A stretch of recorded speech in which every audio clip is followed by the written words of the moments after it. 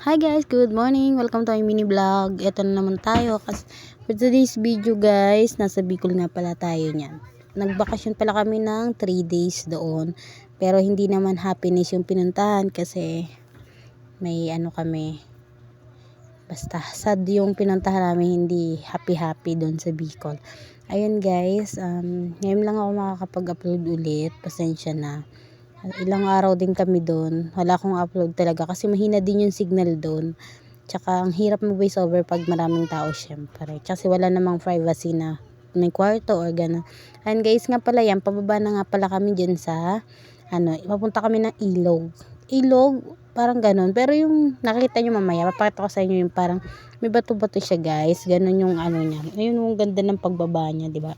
Ayun siya guys. Alam niyo bang ang sarap ng pakiramdam ko nung doon nakatungtong kasi nga sa taga-Sama talaga ako pero dinadaan-daanan ko yung Bicol pero di talaga ako as in tumungtong mismo ng Bicol.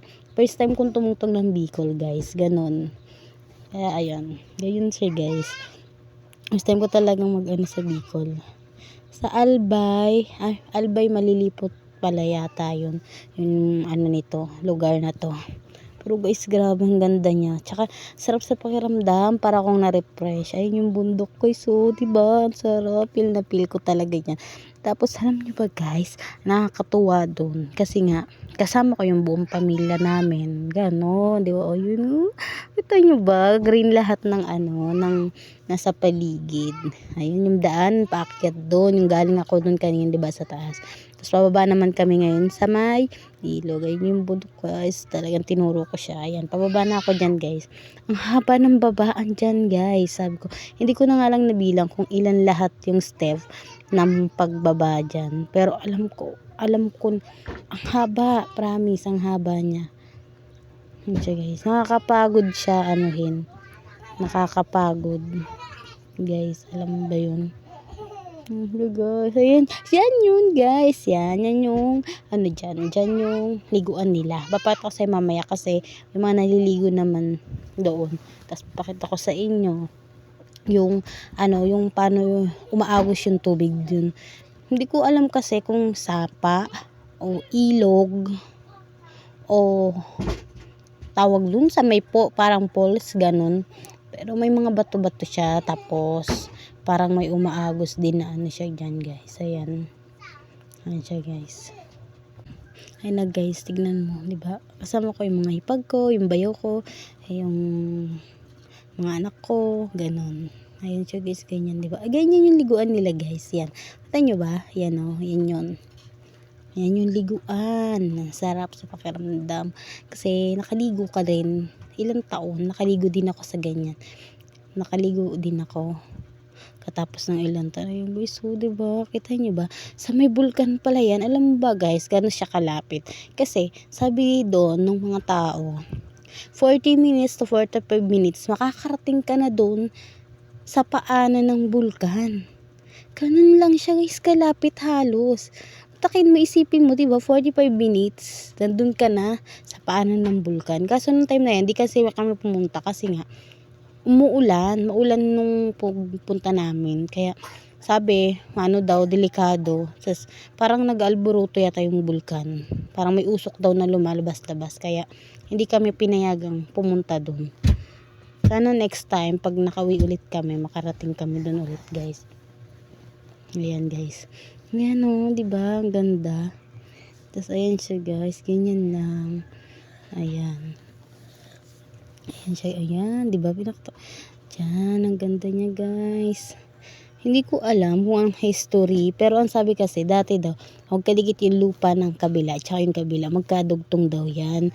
Tapos, nung, sa akin, pagkakakwento ng mga nakatira doon na, dati daw, hindi ganyan yan. Siya talaga guys, ba to? Magkarugtong daw yung lupa ng mga yan.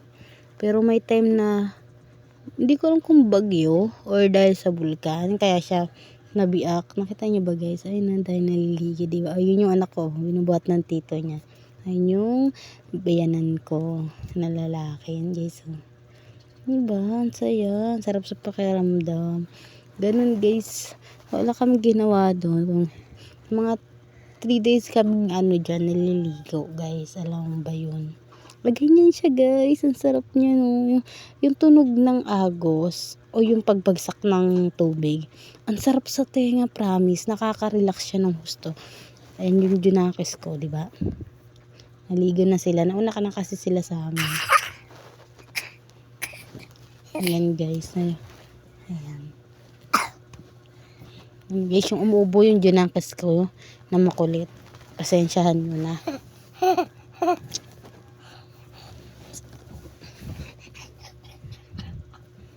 Ayan guys.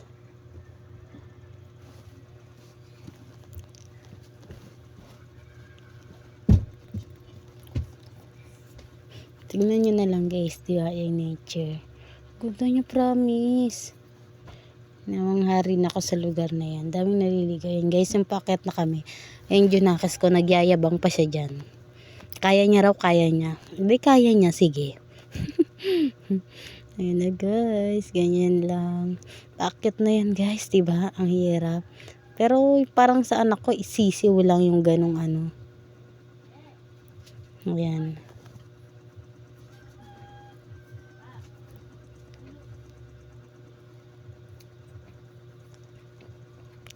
Guys, packet nga pala kami yan sa taas. Ayan. Ayan siya guys, diba?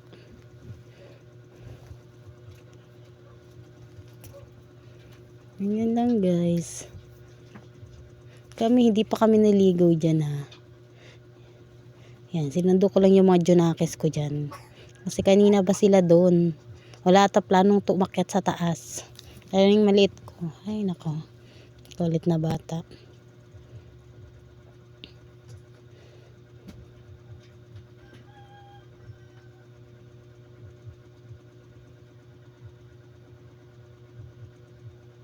Ayan guys, ganyan ang ginawa ko.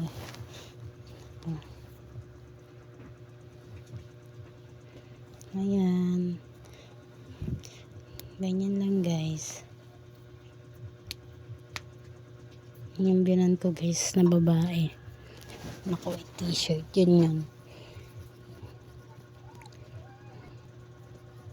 Ganyan lang siya yan. Nandiyan na kasi nagpababa na siya sa tito niya. Ewan ko ba yan? Tangkulit. Ayan. Gusto niya siya lang talaga maglakad mag-isa. Ayan. Ganyan. Diba?